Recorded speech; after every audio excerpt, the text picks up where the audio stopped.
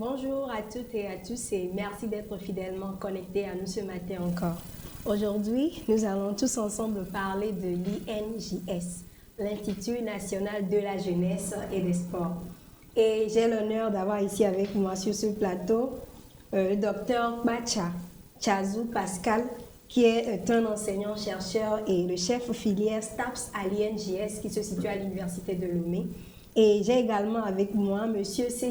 Sefia Menou-Yao, qui est aussi enseignant-chercheur à l'INJS. Alors, messieurs, soyez les bienvenus. Merci. Bonjour. Merci. Alors, avant de débuter, je vous rappelle d'envoyer vos questions, vos inquiétudes dans le chat et tous ensemble, avec l'aide de nos doyens, nous nous chargerons de vous répondre. Nous allons aborder le sujet du jour avec une présentation générale de l'INJS. C'est quoi l'INJS Alors, Dr Bacha. Merci. L'Institut national de la jeunesse et des sports, INJS, est un établissement public à caractère administratif et pédagogique. Il est créé et organisé par un décret depuis 1976 et pour satisfaire les besoins du Togo en termes du personnel qualifié d'enseignants, de PS, de professeurs de sport et du personnel de jeunesse, de culture et des loisirs. Donc, il est intégré actuellement à l'Université de Lomé depuis septembre 2020. Et puis, il est situé dans les locaux du stade de Kégué. Comme il y a manque d'infrastructures à l'université. Ah, d'accord. Voilà, oui. Donc, il a pour mission d'assurer donc la formation initiale, le perfectionnement, le recyclage du personnel enseignant de l'éducation physique et sportive. Donc, la formation initiale, le perfectionnement et le recyclage des encadreurs du mouvement sportif.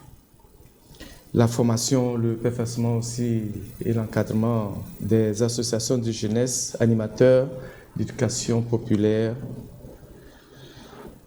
Et actuellement, l'INJS forme aussi en licence professionnelle en sciences et techniques des activités physiques et sportives et en sciences et techniques des activités socio-éducatives, spécialité jeunesse, développement communautaire et entrepreneuriat. Voilà. C'est ça. D'accord, super. Merci beaucoup, Dr Kwacha. Alors, je vais m'adresser maintenant à M. Sissi. Nous venons d'avoir une présentation générale de l'INJS. Pourquoi l'INJS a été créé? Quels sont les objectifs de cet institut? Merci beaucoup pour la question. La formation à l'INJS, c'est une formation qui permet aux étudiants de se qualifier, d'être qualifiés et de pouvoir exercer une activité pédagogique et professionnelle. Donc, avant de pouvoir transmettre des savoirs, il faudrait qu'on puisse vous inculquer ces savoirs-là, vous montrer comment pouvoir les mettre en exergue, en application. Et c'est ce que l'INJS recherche de façon générale. Donc, permettre à ce que, en milieu scolaire comme extrascolaire, en milieu urbain ou rural, que les cadres qui sortent de l'INJS puissent être à même de pouvoir se déployer et de pouvoir y aller. Voilà. De façon peut-être plus spécifique, il s'agit de permettre aux étudiants, selon le département que vous avez choisi, comme Dr Bacha l'a dit tout à l'heure, nous avons deux départements. Donc, il y a les STAPS et les STAS. Donc, il s'agit essentiellement d'acquérir des connaissances et des savoir-faire dans trois domaines spécifiques, de façon spécifique. L'éducation et motricité, l'entraînement sportif et la jeunesse et animation socio-éducative. Donc, ce sont les trois domaines d'intervention de façon spécifique. Et les publics qui sont concernés, ce sont les jeunes filles et les jeunes garçons togolais ou étrangers qui veulent vraiment faire cette formation. Ok, super. Merci beaucoup, Monsieur Sissi. Maintenant, nous venons déjà, je pense, une image de ce que c'est que l'INJS. Qui peuvent avoir accès à l'INJS? Qui peuvent venir étudier à l'INJS? Ok. Donc, c'est vrai que de façon globale, vous parlez des conditions d'admission. Oui. Donc, nous avons deux volets. Donc, il y a d'abord l'étude de dossier tenant compte du cursus sportif du candidat ou du cursus socio-éducatif du candidat ou associatif.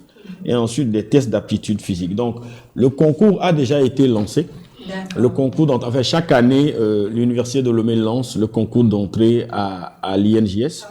Et puisque l'INJS est une école de l'Université de Lomé. Et donc, les informations sont déjà diffusées sur les ondes de la radio Lomé, Radio Cara, la télé, Togo Presse, etc., etc. Donc, il s'agit essentiellement de 2 domaines d'intervention. Donc, l'éducation à la motricité ou EPS. OK? Et maintenant, jeunesse, développement communautaire et entrepreneuriat. Et donc, pour cela, pourront se présenter des candidats âgés de 25 ans ou plus, OK, le 31 décembre 2025. OK. Et qui sont titulaires d'un bac 2, série A4, série C, série D pour l'EPS, et maintenant toutes les autres séries pour le département de jeunesse et développement communautaire entrepreneurial. Donc, de façon précise, pour ceux qui veulent faire l'éducation physique et sportive, vous ne pouvez avoir que les bacs série A, C et D. OK? Maintenant, pour le département jeunesse, tous les bacs. Donc, ça veut dire qu'il y a le A, le C, le D et toutes les autres filières G, F, etc. En tout cas, toutes les autres séries. Et comporte plusieurs aspects. OK? Premièrement, il y a une fiche d'inscription que vous devez retirer à l'INJS qui est ici dans le stade de Kégué.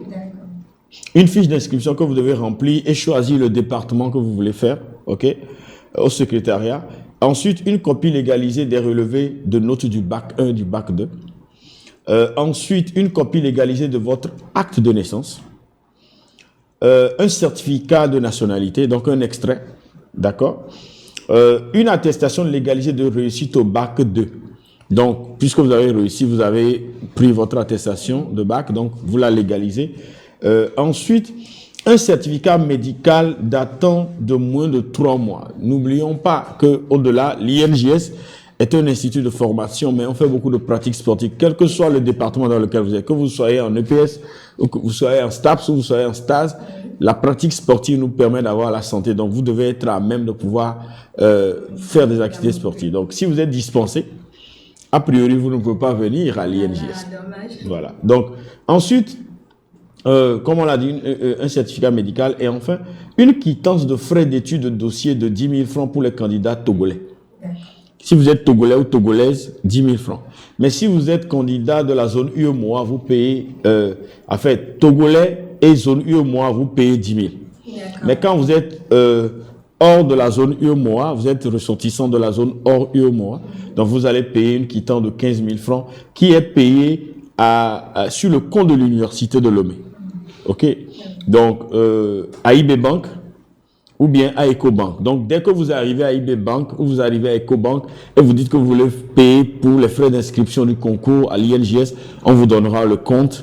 Je ne vais pas embrouiller les auditeurs ici. Donc, on vous donnera le compte et vous irez déposer. Donc, ce qui est important, c'est que c'est le quitus ou le reçu original que vous apportez, pas la photocopie. D'accord. C'est le reçu original du paiement que vous mettrez dans le dossier. Maintenant, en plus, il est demandé véritablement à tous les candidats, si vous faites une pratique sportive, de pouvoir apporter peut-être un certificat qui atteste peut-être de la fédération dans laquelle vous êtes. Si vous êtes basketteur, par exemple, et vous avez un club, ce serait bien que peut-être le président du club, etc., puisse faire un document qui vous permettra de confirmer que vous êtes un joueur, un actif, un athlète, donc peu importe le domaine dans lequel vous êtes. Et si vous êtes aussi, vous voulez postuler dans le domaine de jeunesse et animation, donc normalement vous devez militer dans des associations. Donc c'est aussi important que le responsable d'une association ou une autre puisse vraiment attester que il connaît tel candidat ou il connaît telle candidate, etc. et confirmer de votre engagement. Donc c'est un peu les conditions qu'il faut. Et après avoir rempli ces conditions, parce que n'oublions pas qu'on a parlé de l'étude de dossier, donc on devra étudier votre dossier. Et lorsque vous êtes validé, vous serez inscrit sur la liste des candidats. Et donc, quand vous êtes inscrit sur la liste des candidats, ça vous permet maintenant de passer le concours, en fait. Wow. Et donc, le concours, c'est 2 aspects. Comme on l'a dit, c'est 2 aspects.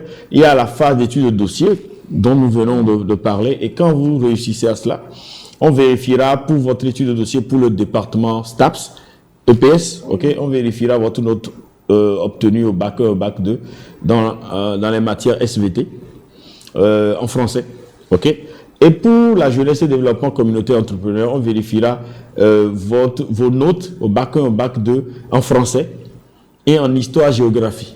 Donc, ce sont pour l'étude de dossier. Et lorsque vous réussissez à cela, vous venez maintenant faire les épreuves pratiques sportives et artistiques. Je précise, sportives et artistiques. Pour ceux qui vont faire le PS, ok, il y a des épreuves physiques individuelles obligatoires. Donc, la course de 100 mètres, la course de 1000 mètres pour les garçons et 600 mètres pour les jeunes filles. Le saut en longueur ou en hauteur, vous choisissez, hein, ok, le poids ou le grimper. D'accord? Vous choisissez ce que vous voulez faire, ce dans quoi vous pensez que vous êtes plus apte, parce que c'est une question de note en fait. Et donc vous n'allez pas faire le grimper alors que vous n'êtes pas bon. Donc si vous êtes bon en saut en hauteur, c'est toujours bien de pouvoir optimiser dans le domaine dans lequel vous excellez.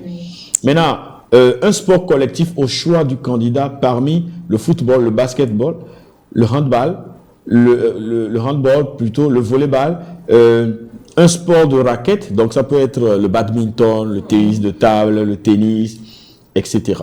Donc vous choisissez un domaine dans lequel vous allez être aussi noté, ok, de façon pratique. Maintenant, pour ceux qui feront la jeunesse et le développement communautaire, il y a des épreuves physiques individuelles collectives obligatoires, donc le test de Demi Cooper, donc vous allez faire des courses, ok, entrecoupé par de la marche, par des mouvements, etc. C'est pour voir votre niveau d'endurance en fait, ok. Vous allez faire le saut en longueur ou en hauteur, donc vous choisissez. Vous allez également choisir un sport collectif de raquette, ok, un sport collectif ou de raquette, d'accord. Parmi le badminton, le basketball, le football, le handball, le tennis de table et le volleyball. Donc c'est ce que vous choisissez. Et pour finir, pour le département jeunesse, vous devez faire un test d'art oratoire. Donc là, vous voyez que ce n'est pas de la blague. Vous devez faire un test d'art oratoire. Donc vous devez bien vous préparer. Donc, vous faites de la poésie. Vous choisissez ce que vous voulez faire parce qu'on va vous suivre. Il y a un jury qui vous suivra. Vous allez prester devant eux. Vous choisissez de faire la poésie ou de faire du slam ou de faire du conte ou de faire de la performance théâtrale. Donc, ça fait partie des conditions pour pouvoir faire le... Et je boucle en disant que les dossiers d'inscription pour le concours, en fait, pour pouvoir postuler pour le concours, clôture le vendredi 26 septembre. Wow, donc, on a encore une semaine maximum. OK? À 17h00. À 17h00. Voilà. Et donc, d'avance, nous souhaitons bonne chance à tous les candidats, à toutes les candidates et à tous les participants de Compassion Internationale qui voudraient bien s'inscrire pour faire cette prestigieuse école. Merci bien. Alors, nous allons continuer avec comment est organisée la formation à l'INJS. Parce que déjà, voir le processus d'inscription, je pense que c'est quelque chose d'exceptionnel. Alors, comment est-ce que la formation est organisée à l'INJS, Dr. Pachak? Ok, bon, pour la formation à l'INJS, il y a la formation en cycle 1. Pour le cycle 1, il est étalé sur 6 semestres. Donc, il faut valider les 180 crédits. La formation comporte les cours magistraux, les cours pratiques, les travaux dirigés et des stages pratiques. Les stages pratiques, on trouve en EPS, en éducation et motricité. Il y a les stages en milieu scolaire et les stages en milieu sportif. Et puis, en stage aussi, il y a des stages en milieu rural qui se font dans les ONG, etc. Voilà, pour permettre aux jeunes de se former, d'être disponibles pour travailler dans la vie active. Voilà. Donc, les diplômes obtenus à l'issue du cycle 1, c'est la licence en STAPS, licence professionnelle en STAPS et en STAS. Je rappelle que les STAPS, c'est les sciences et techniques des activités physiques et sportives. Et le STAS, c'est sciences et techniques des activités socio-éducatives. Donc, pour le cycle 2, nous avons, les cours sont organisés en 4 semestres de 120 crédits. La formation comporte des cours magistraux, des cours pratiques, des travaux dirigés et des stages pratiques aussi. Les diplômes qu'on obtient à l'issue du cycle 2, il y a le master professionnel en EPS. On peut avoir aussi le CAPEPS, le certificat d'aptitude aux fonctions de professeur d'éducation physique et sportive. Il y a le master professionnel en environnement sportif, ou le CAPS, certificat d'aptitude aux fonctions de professeur de sport. Il y a aussi le master professionnel en jeunesse, animation socio-éducative ou animation, ou bien, comment on appelle, le CAC Jazz, certificat d'aptitude aux fonctions de conseil de jeunesse et d'animation socio-éducative. Il y a aussi le certificat d'aptitude aux fonctions d'inspecteur de la jeunesse et des sports.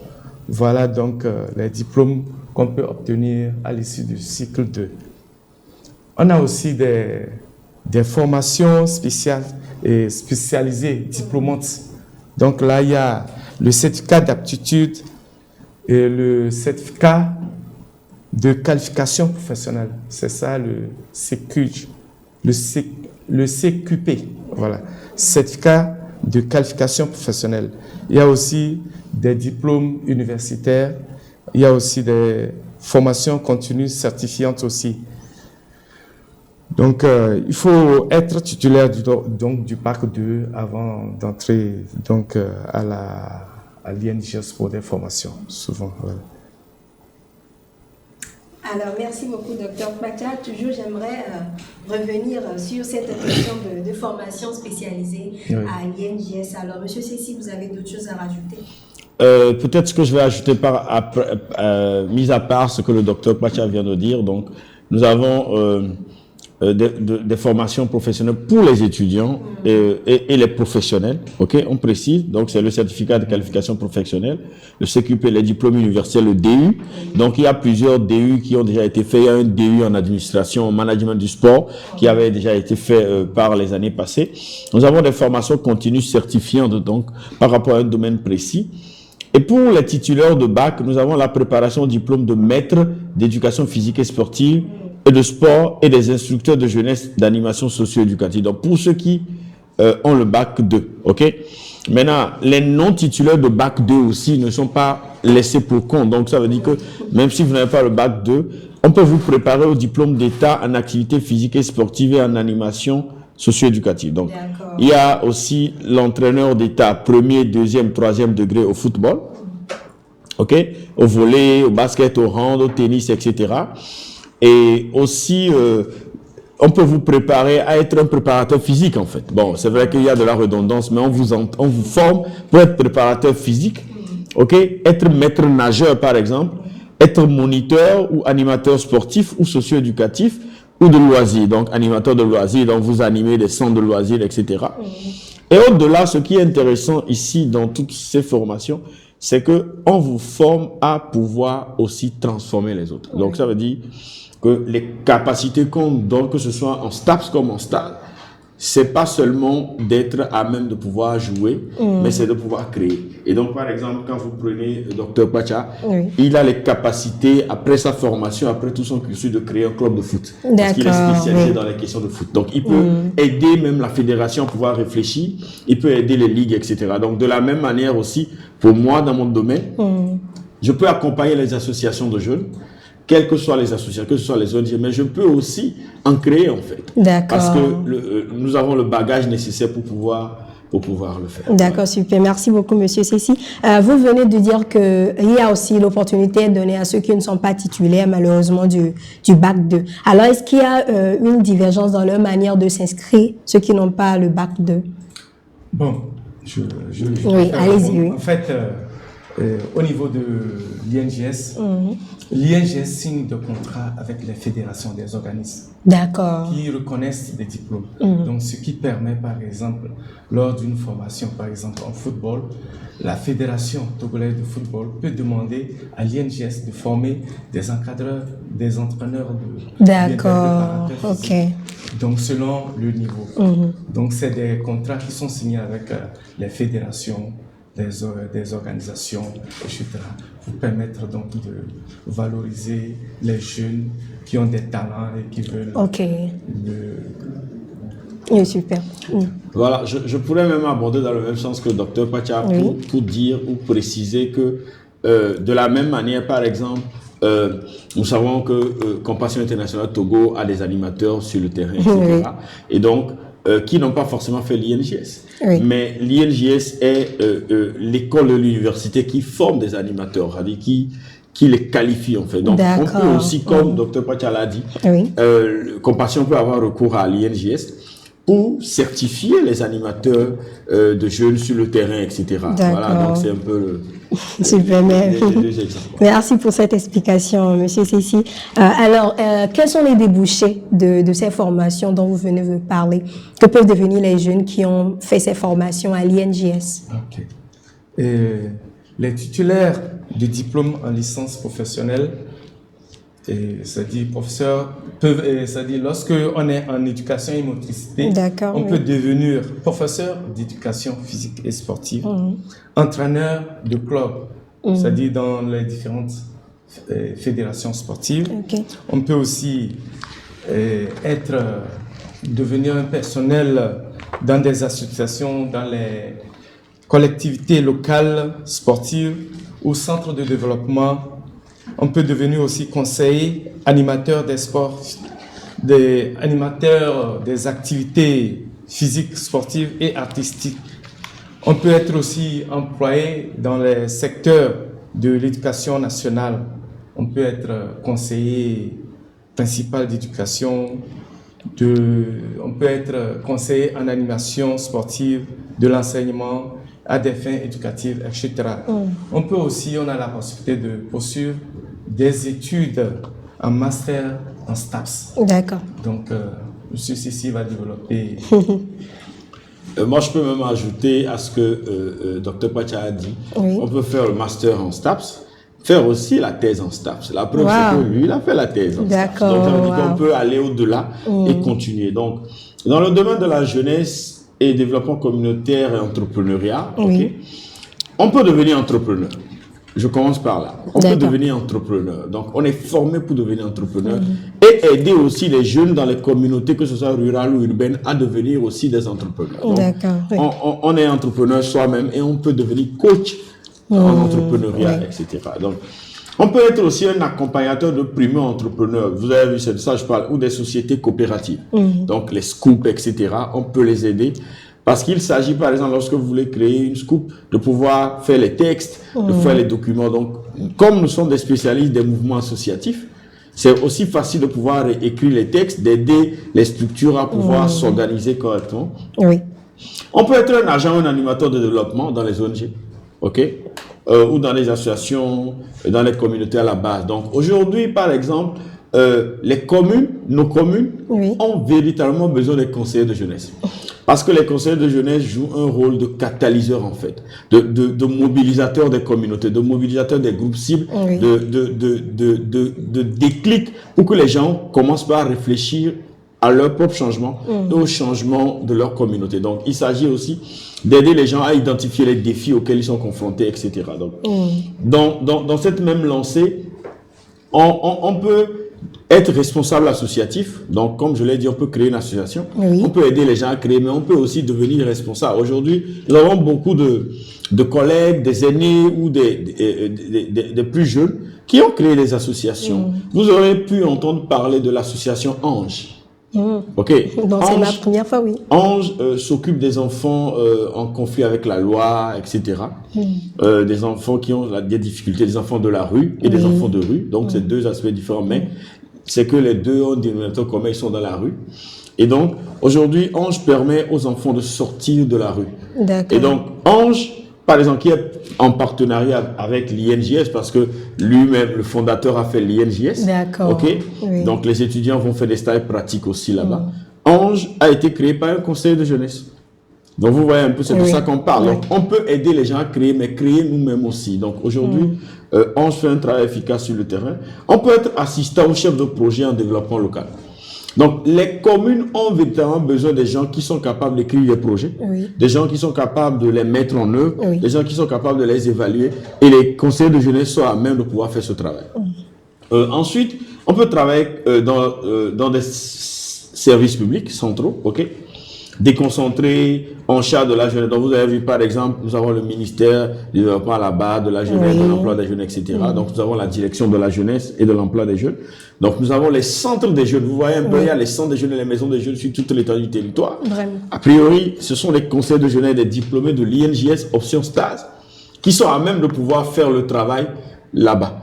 Donc, vous voyez, au-delà des centres de jeunes qui existent, que ce soit des centres de jeunes publics ou privés, il y a aussi des espaces de loisirs, etc., dans lesquels, et comme Dr Pacha l'a dit, vous pouvez poursuivre vos études en master, stage, comme moi je l'ai fait, et faire même la thèse aussi en stage, comme d'autres l'ont fait déjà, etc., etc. Donc c'est un peu ça, et peut-être prétendre ou avoir la grâce de pouvoir transmettre les savoirs comme enseignant dans le département ou dans d'autres structures. Super, merci beaucoup, Monsieur Cécile.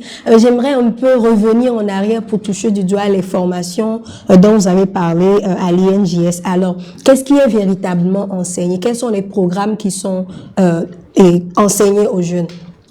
Okay. Bon, là, je vais dire, il y a le programme de formation, bien l'offre de formation. En EPS et en sport, il y a plusieurs disciplines. D'accord. Il y a la physiologie, l'anatomie, la biomécanique, la sociologie, le sécurisme, la massokinésithérapie, la traumatologie, la psychologie, la didactique des APS, les statistiques. On a aussi la méthodologie de la recherche, l'administration, les nouvelles techniques de l'informatique et de la communication.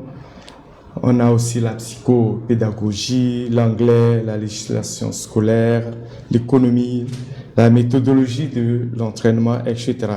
On fait aussi des stages pratiques en milieu scolaire et en association sportive pour l'option EPS. Pour l'option sport aussi, on a des stages pratiques aussi dans les associations sportives ou bien clubs civils pour l'option, donc pour l'option sport. Donc on a aussi des disciplines sportives au programme. On a par exemple le football, le volleyball, le handball, le basket, le badminton, la gymnastique au sol, aux agrès, le judo, la natation, la lutte, l'athlétisme, la boxe, le tennis de table, le badminton, etc. Donc toutes les disciplines sont pratiquées au niveau de l'Institut national de la jeunesse et des sports. Donc je laisse mon jeune frère parler un peu en stage ce qui se fait. D'accord. Donc dans le domaine des stages, les sciences et techniques des activités socio-éducatives, spécialement dans les questions de jeunesse, développement communautaire et entrepreneuriat, nous avons plusieurs disciplines qui s'entrecoupent aussi avec nos collègues de PS, de STAPS, mais il y a aussi des disciplines assez particulières. Donc nous avons les sciences et techniques d'animation. C'est une discipline phare, en fait. Parce que tout tourne autour de cela. C'est-à-dire, toutes les techniques, les stratégies qu'il faut aborder, que vous soyez en zone rurale, en zone urbaine, en zone périurbaine, périrurale, etc. Peu importe là où vous vous trouvez, vous devez avoir les techniques d'animation, en fait, pour pouvoir aborder des sujets, peut-être même des sujets compliqués, des sujets tabous, etc. Donc, la stratégie que vous devez adopter. Nous avons la psychologie. D'accord. Parce que d'abord, on fait la psychologie de l'enfant et de l'adolescent. On fait la psychologie de l'adulte. Et plus loin maintenant, on fait ce qu'on appelle l'andragogie, donc la formation des adultes. Donc, avec les jeunes, les enfants, on fait de la pédagogie. Mais avec les adultes, on ne vient pas faire de la pédagogie, mais on fait de l'andragogie. Nous faisons ce que nous appelons également l'éducation permanente. La sociologie, les techniques rurales. Donc, comme je l'ai dit, il peut arriver que vous vous retrouvez dans des villages, etc. Ce que vous faites en ville, vous ne ferez pas la même chose dans une communauté rurale. D'accord. Donc, nous avons les techniques audiovisuelles, d'accord?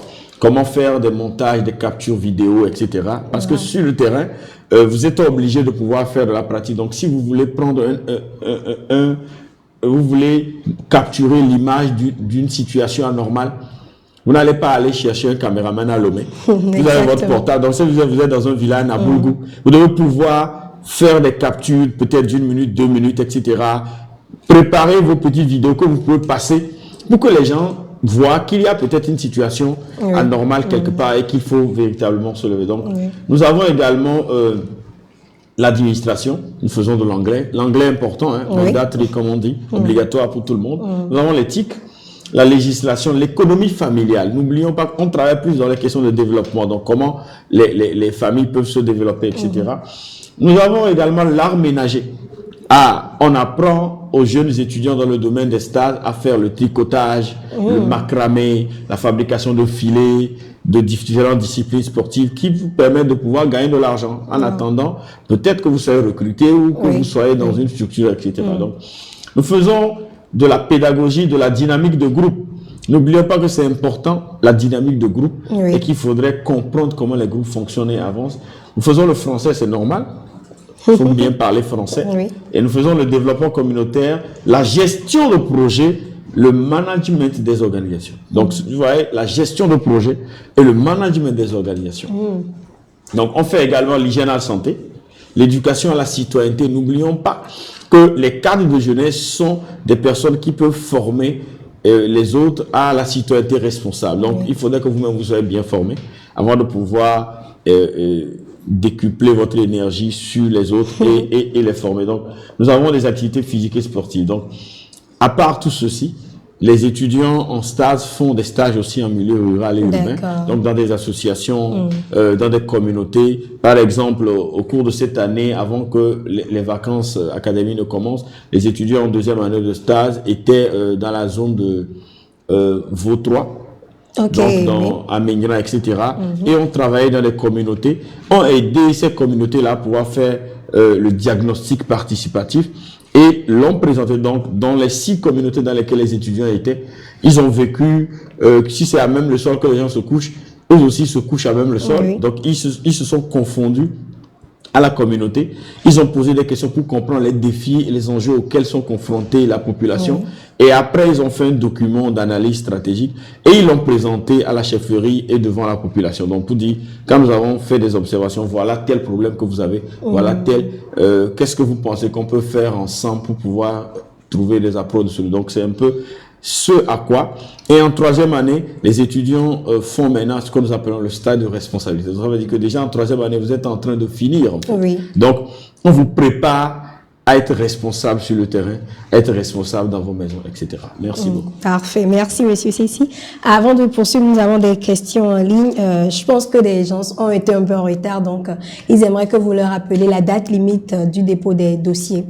La date limite du dépôt des dossiers, c'est, je pense, le vendredi 26 dans une semaine. D'accord. Et est-ce qu'une date a déjà été fixée pour le concours?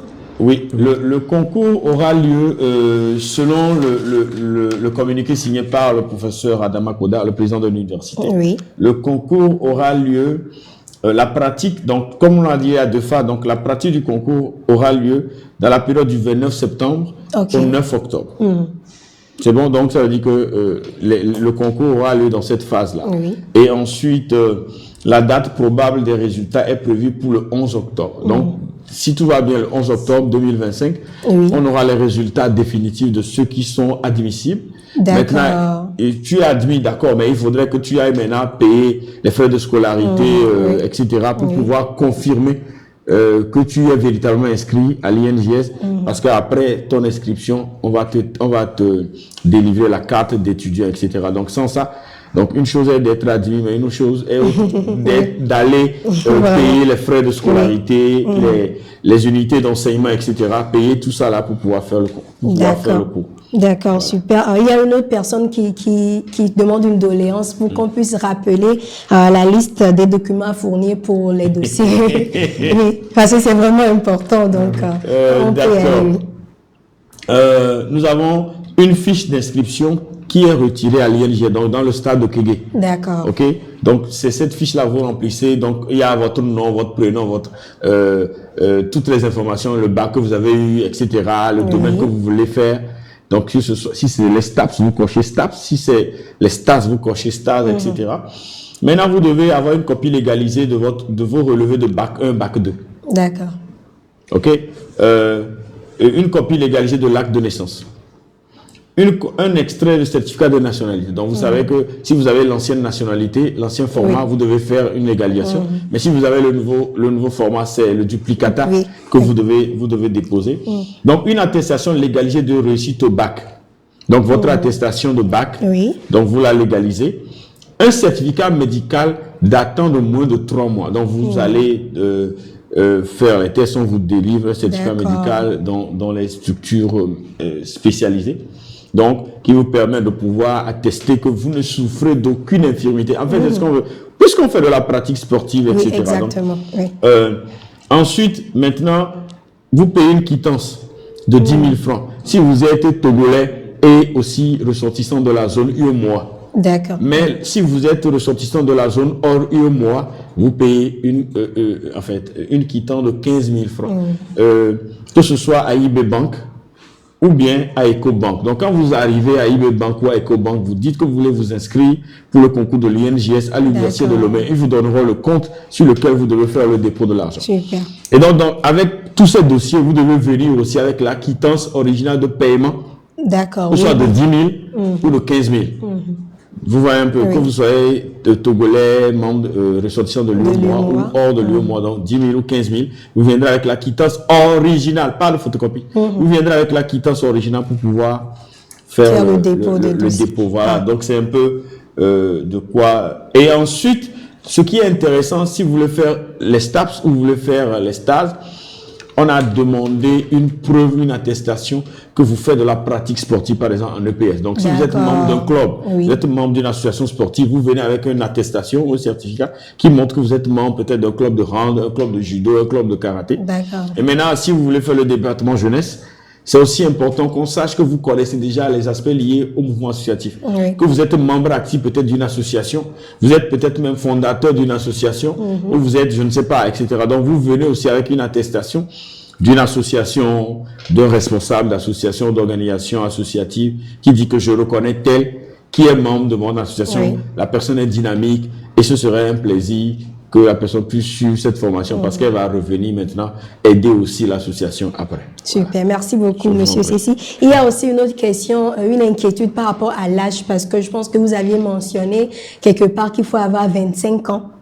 Au plus. Oui, au plus. Donc ça veut dire que vous pouvez avoir 18 ans, 17 ans, parce que je pense que l'année passée, on a eu des étudiants qui sont arrivés à l'INJS à 17 ans. Wow. Donc il n'y a pas de problème pour ça. Mais maximum 25. D'accord. Voilà. Super, merci. Aussi, il y a des gens qui sont vraiment en retard, je comprends. Il y a une question par rapport au coût de la formation et aussi de rappeler encore la rentrée scolaire. Oui. Je pense que le directeur, le coût de la formation et la rentrée scolaire à l'INJS. Oui, il faut dire qu'il y a des crédits achetés. D'accord. Donc,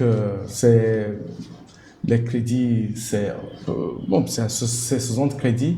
Et là, on peut dire c'est dans les 25 000, je pense.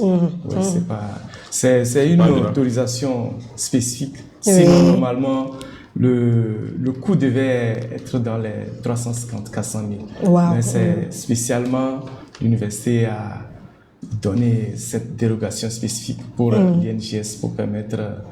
On s'inscrit exactement comme si on était dans les facs. D'accord, super. Et par rapport à la rentrée scolaire, est-ce que... Bon, en fait, après le concours, la rentrée universitaire aura lieu le 16 octobre. Ok, voilà. Super. Merci beaucoup, Dr Pacha. Il y a une personne qui a relevé une inquiétude, comme quoi il y a un souci au niveau de l'administration pour avoir la nationalité. Demande s'il y a doléance de faire le dépôt de dossier sans le certificat de nationalité en attendant. Oui, si vous avez déposé votre dossier, vous avez sûrement un reçu. Super, donc oui. Vous faites la photocopie, vous venez, on peut vous autoriser. Ah, c'est un soulagement. Voilà. Merci, docteur. Le temps que le processus soit admis et que vous compléter les dossiers. Voilà. Oui, parfaitement. Alors, nous avons encore un autre retardataire. Nous demandons une doléance pour que vous reveniez un peu sur le STAPS. Les STAPS. Oui, les STAPS, oui. Il aimerait avoir plus d'explications sur les STAPS. Oui, les STAPS. STAPS, sciences et techniques des activités physiques et sportives. Quelle information il voudrait avoir? En fait, c'est c'est la formation. Il y a des cours théoriques et des cours pratiques. D'accord. Donc, j'avais cité plusieurs cours théoriques. Il y a la physiologie, anatomie, biomécanique. C'est échelonné, c'est pas d'un coup. Donc, la première année, on a l'anatomie, un peu la physiologie, et il y a aussi des matières biomécaniques, il y a, en plus, ça dit qu'il y a des matières théoriques, le droit, oui, méthodologie de la recherche, administration, les éthiques, la psychopédagogie, l'anglais, la législation scolaire, l'économie, la méthodologie de l'entraînement, et à côté des matières pratiques. Le football, le volleyball, c'est-à-dire il y a les sports collectifs et les sports individuels. En fait, souvent les étudiants pensent que à l'institut, lorsqu'on arrive, c'est juste pour courir, jouer, etc. C'est un leurre. Ici, on travaille en même temps théorie et pratique. Donc, vous pouvez, à la fin de votre formation, devenir juriste dans le domaine des sports. Vous pouvez évoluer en économiste dans le domaine des sports. Vous pouvez évoluer même comme dans le domaine, par exemple, travailler le sol. Comment adapter le sol, par exemple, au football pour pouvoir s'adapter, pour pouvoir mieux jouer et gagner. Vous voyez, en Europe, par exemple, il y a des sols, il y a des périodes spécifiques. On arrose le terrain et si vous n'avez pas des chaussures adaptées, vous ne pouvez pas bien jouer. Donc, il y a beaucoup. Donc, vous pouvez évoluer, vous pouvez devenir économiste. Vous avez vu, il y a des enseignants de PS qui sont devenus après de très grands économistes. Donc, il y a plusieurs opportunités. Donc, moi, je suis dans le domaine de physiologie, de l'effort, par exemple. Parce que là, je suis un enseignant de PS, mais je me suis formé. J'ai continué le master et le doctorat en physiologie. D'accord. Voilà. Donc, il y a cette possibilité. D'accord. Merci, docteur. Alors, revenons un peu plus dans l'Institut l'INJS. Comment est la vie à l'INJS? Comment est-ce que les cours sont donnés aux étudiants? Tout ça, là, oui. D'accord. Je pense que, comme l'a dit docteur, nous avons des cours magistraux. D'accord. Oui. Nous avons des cours pratiques. Nous avons des travaux dirigés, nous avons des séminaires, des conférences, des stages, etc. Donc, la vie à l'Institut, c'est l'externat. Ok, oui. Donc, ça veut dire qu'il n'y a pas d'internat. Oui, vous quittez chez vous, vous venez. Quand vous finissez, vous rentrez chez vous. Ok. D'accord. Et donc, oui, j'aimerais corriger un peu. Oui, c'est-à-dire que vous êtes étudiant à l'université. Donc, si vous faites une demande de logement. De l'université. De l'université, vous pouvez être logé là. Mais d'une certaine manière, vous deviez pouvoir vous loger vous-même d'abord. Oui, d'accord. Oui. Pour que cela vous facilite la tâche, parce que vous voyez l'Institut est dans l'enceinte du stade de Kégué. Exactement. Donc, si vous-même vous voulez être, bon, peut-être c'est plus proche, mais si vous pouvez trouver des moyens pour trouver une petite chambre dans les alentours, ça vous arrange ou c'est plus utile pour vous parce que quand vous finissez les cours, vous pouvez rapidement rentrer, vous préparer, revenir, etc. Donc, les étudiants bénéficient d'une aide de la part de l'État lorsqu'ils remplissent les conditions requises. Donc, on précise. D'accord. Les aides, puisque les étudiants ont des aides, etc. Donc, si vous remplissez les conditions, vous aurez les aides. Ah, ok. De la même manière que les étudiants des autres départements, des autres écoles, à l'université ont ça. Donc, l'inscription définitive et annuelle est subordonnée au paiement d'une police d'assurance. Donc, n'oublions pas qu'on fait de la pratique sportive, on fait des stages, etc. Donc, il peut vous arriver peut-être d'avoir des bobos, etc. Donc, la police d'assurance est obligatoire. C'est pas négociable. C'est obligatoire. D'accord? Et la présence effective est obligatoire. C'est-à-dire que c'est une école, en fait. C'est un peu comme, bon, entre guillemets, l'école primaire. Donc, vous êtes là, du matin jusqu'au soir, vous faites vos cours et vous rentrez. Quand il y a les devoirs, vous faites les devoirs. Quand il y a les examens, vous faites les examens. Quand il y a les interrogations, vous faites les interrogations. Donc, vous n'avez pas le temps de vous amuser, en fait. Parce que c'est une rigueur, une discipline que vous devez vous imposer. Et ce n'est pas arrivé aujourd'hui et disparaître et revenir un mois plus tard. Non, non, c'est pas ça. Donc, les chefs de département, ils veillent au grain pour cela et merci pour le travail qu'ils font. Et ils ont tout le temps de pouvoir circuler dans les salles pour pouvoir donner des conseils aussi aux étudiants et étudiantes pour leur demander plus de rigueur, plus d'abnégation, plus de courage. Et c'est toujours au bout de l'effort qu'on y arrive. Vraiment, merci beaucoup. Alors, en vue de toutes ces explications que vous avez données, je pense qu'il y aura d'autres jeunes qui vont obtenir plus d'informations sur notamment la différence entre les STAPS et les STAS, comment entrer à l'INJS. Est-ce qu'il y a des sites, des numéros bien que vous pouvez donner aux jeunes pour qu'ils puissent avoir accès à ces informations après cette séance?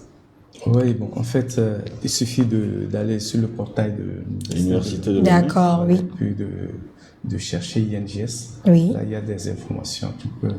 Toutes les informations. Oui, là, en tout cas, 98% des informations dont nous avons parlé ici, il y a presque toutes ces informations là-bas. Et au pire des cas, puisque vous passez à l'INJS, ou au pire des cas, puisqu'on est maintenant en contact, et même si les informations reviennent ici à Compassion, etc., je pense qu'ils peuvent relayer les formations. Et c'est avec joie et plaisir et beaucoup d'entrain que nous allons rapidement répondre. Super, merci beaucoup. Alors, j'aimerais un peu aborder le point de défi, parce que nous avons parlé de comment les cours sont dispensés, ce qui est attendu des élèves, des étudiants pour pouvoir réussir à l'INJS. Qu'est-ce qu'il y a des défis que vous rencontrez, que ce soit dans la dispensation des cours, dans le comportement des étudiants, etc., que vous aimeriez partager, parce qu'il y a plusieurs jeunes qui sont connectés et ils doivent vraiment être au courant de tout cela. Je disais que souvent les étudiants, pour eux, venir à l'INJS, on vient juste pour faire le sport. Donc, pour faire la pratique d'une activité sportive. C'est un peu l'erreur, parce que ici, à côté des activités sportives, il y a la théorie. Beaucoup de disciplines qu'il faut valider. Et tant que vous n'avez pas validé, vous n'allez pas terminer. Donc, vous êtes obligé de travailler intellectuellement et sur le plan pratique. Donc, c'est un peu le défi à relever. Et souvent, ce qui arrive aussi, certains qui ont déjà fait certaines facs, ils se disent que, bon, ils vont faire de la même manière. Lorsqu'ils ne viennent pas au cours, et s'il y a un devoir, ils ont des problèmes. Puisqu'il y a des notes théoriques et des notes pratiques. C'est-à-dire, il y a des notes, des devoirs qui sont réalisés et qui comptent pour 50%, et à l'examen, il y a aussi 50%. Donc, lorsque vous n'arrivez pas à travailler correctement, à être présent, vous êtes sanctionné. Parce que c'est pas possible. Si vous ne venez pas pour la pratique, vous ne pouvez pas connaître toutes les disciplines et vous ne pourrez pas les transmettre si vous êtes en formation et si vous devenez un personnel dans un établissement, par exemple. Voilà. Donc, c'est indispensable d'être toujours présent, d'être discipliné et de travailler. Voilà. Merci, Dr Kwacha. Monsieur Cécile, vous avez d'autres choses à rajouter? Moi, peut-être, ce que moi je vais ajouter, c'est que il faudrait que les jeunes comprennent que peu importe ce que vous voulez faire, il faut être discipliné. Peu importe le domaine, que ce soit en STAPS, peu importe que vous vous inscriviez en aéronautique, que vous vous inscrivez en informatique, que vous vous inscrivez dans quel domaine, quel qu'il soit, vous devez être discipliné. Et c'est la discipline qui est la mère du succès, en fait. Donc, ce qui est intéressant à l'INJS, c'est que parce que dans les deux départements, on fait de la pratique sportive. Et l'essence de la pratique sportive, c'est la discipline, en fait. Et donc, si vous voulez exceller, vous devez être discipliné. Ça veut dire qu'en principe, pourquoi on ne bourre pas seulement la tête aux étudiants avec des données théoriques? On fait de la pratique. On fait comment on dit ça? On entraîne les jeunes à être autodisciplinés, à apprendre, en fait, à continuer par se battre, à continuer par chercher. Même quand vous tombez, vous vous relevez, parce que ça fait partie de la vie. Donc, tout ceci permet à la fin que l'étudiant puisse être bien aguerri, bien outillé, bien formé et affronter maintenant l'autre défi. L'autre défi, peut-être, c'est l'emploi. Et donc, on prépare déjà le mental des étudiants à, si il n'y a pas l'emploi, vous avez été formé en entrepreneuriat, vous avez été formé pour vous prendre en main, vous avez été formé pour vous prendre en charge. vous avez été formé pour écrire des documents administratifs, etc., vous pouvez commencer déjà par essayer, continuez par essayer. Et même si vous tombez, vous n'oubliez pas parce que vous étiez déjà tombé pendant la formation plusieurs fois, mais on vous a poussé à pouvoir vous lever. Donc, vous voyez plus loin quand le docteur parle de la physiologie de l'effort. Ça veut dire que quelque part, au-delà de l'aspect physique, c'est aussi un aspect mental qui est en train d'être inculqué aux étudiants, quel que soit le domaine dans lequel vous êtes, à pouvoir pousser au bout et à pouvoir décupler vos énergies pour dépasser la difficulté qui est devant. Merci, Monsieur Cécy. Nous avons une nouvelle question. Est-ce que les cours se déroulent de lundi à samedi? Les étudiants se demandent comment est-ce que les cours... Bon, je ne sais pas si c'est le même système que l'Université de Lomé. Est-ce qu'il y a plusieurs professeurs par discipline peut-être? Est-ce que les cours sont fixes? Parce que vous avez dit que c'est une école, justement. Oui. Non, les cours, c'est de lundi à vendredi. D'accord. Mais il y a des stages qui se déroulent, par exemple, en club, les mercredis après-midi et les samedis. D'accord. Donc, les samedis, c'est libre. Mais attention, c'est-à-dire qu'il y a certains enseignants dont nous ne disposons pas. Donc, s'ils viennent pour des cours de mission, ils peuvent, vous savez, à l'université, les cours peuvent avoir lieu le dimanche, samedi, dimanche. Donc, ça dépend de la programmation qui est faite. D'accord. Mais il y a des heures quand même, on tient compte, il y a des heures qui sont libérées dans la semaine pour permettre aux étudiants de récupérer tout en travaillant. Merci, docteur. Alors, nous avons aussi une nouvelle doléance qui demande à ce qu'on revienne sur les étudiants qui n'ont pas eu le bac 2. Je pense que vous avez parlé de partenariat avec des clubs et je ne sais pas s'il y a une incompréhension ici. Est-ce que c'est n'importe quel étudiant, n'importe quel élève qui n'a pas eu le bac 2 qui peut venir directement s'inscrire à l'INJS ou bien c'est uniquement à travers les partenariats avec des clubs qui veulent que leurs membres puissent avoir accès même s'ils n'ont pas eu le bac 2? Oui, il faut dire que cette option n'a pas encore démarré. D'accord, voilà. ok. Donc, souvent, il y a des fédérations qui demandent, par exemple, des formations. Lorsqu'une fédération demande, là, on prend peut-être 2 semaines ou bien 2 mois pour la formation spécifique dans le domaine spécifique. Par exemple, durant ces vacances, il y a des formations qui ont eu lieu avec la Fédération de gymnastique. Voilà. Merci beaucoup, docteur. Nous tendons petit à petit vers la fin parce que nous avons presque répondu à toutes les questions. Mais nous ne pouvons pas partir sans vous donner l'opportunité de donner un message à nos jeunes qui nous suivent. Nous allons aller d'abord avec docteur Kwacha. Vous avez des conseils pour nos jeunes? Oui.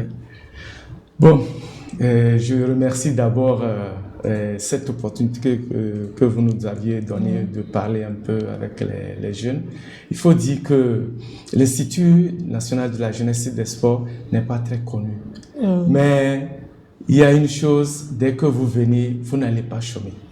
Lorsque vous terminez, vous avez des opportunités. Si ce n'est pas l'administration qui vous prend, on vous a déjà formé pour que vous puissiez vous prendre en charge même. Vous pouvez exceller dans un club, vous pouvez aller créer une association ou bien vivre heureux.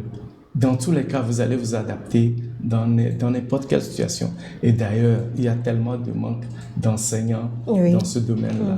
Donc, j'invite les jeunes vraiment à s'inscrire. Donc, à parler dans leur camp. Merci.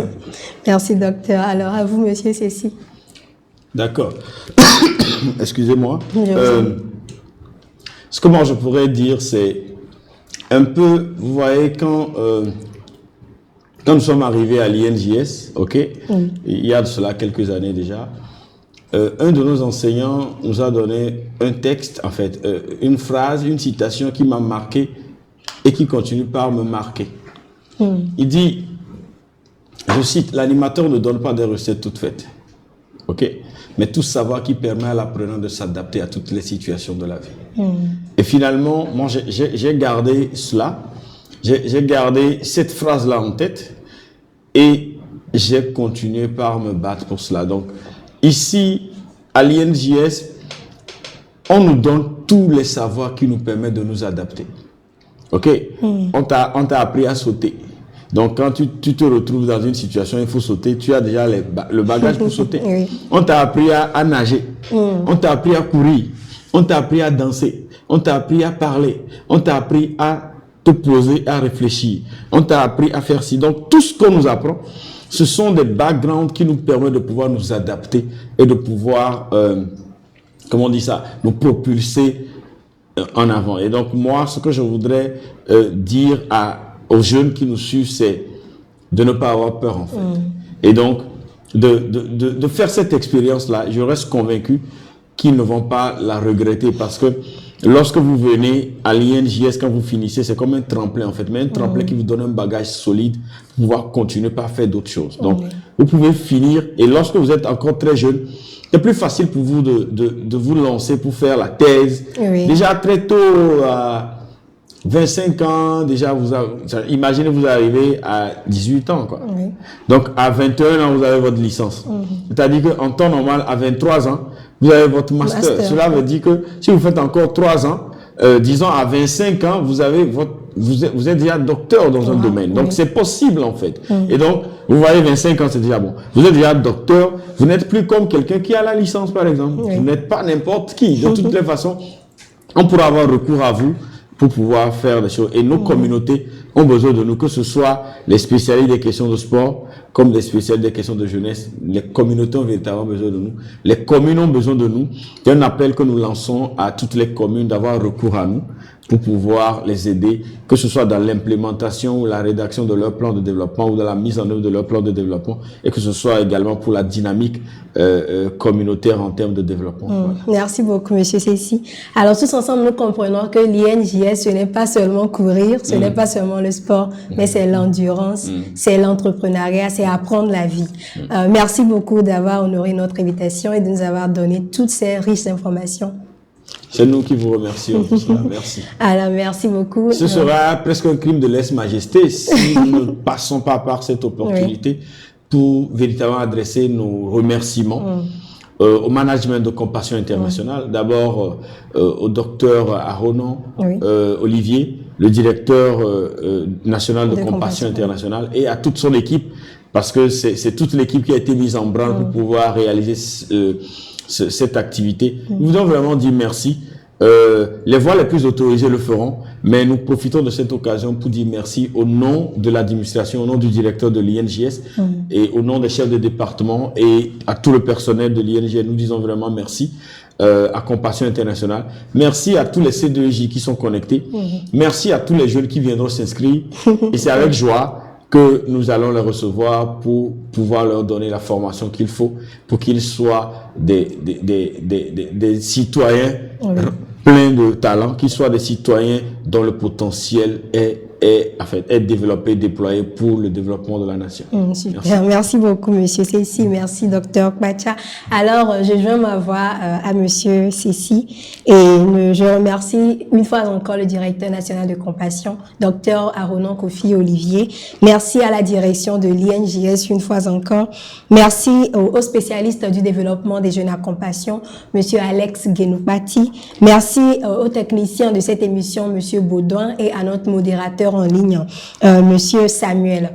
Alors, merci à vous tous de nous avoir suivis du début jusqu'à la fin et restez connectés pour un nouveau numéro. Que le Seigneur vous bénisse. Amen.